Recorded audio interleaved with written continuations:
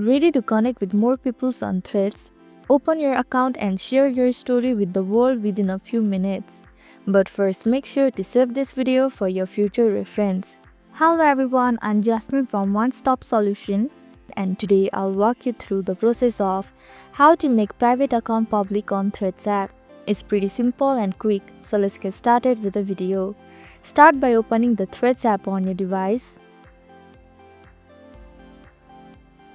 and tap your profile icon in the bottom right corner.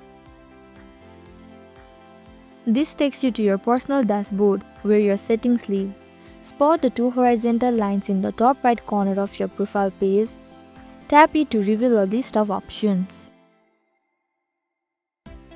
This menu is where all the customization happens, from privacy settings to notification preferences. Tap on the privacy in the menu. Here you will find a toggle for your private profile. Toggle the switch beside the private profile to make your account public. A confirmation message will appear. Tap on the OK button. Finally, your account is now public and your post will become visible to everyone on Threads, even those who you don't follow. So this is how to make private account public on Threads. Thank you for watching One Stop Solution.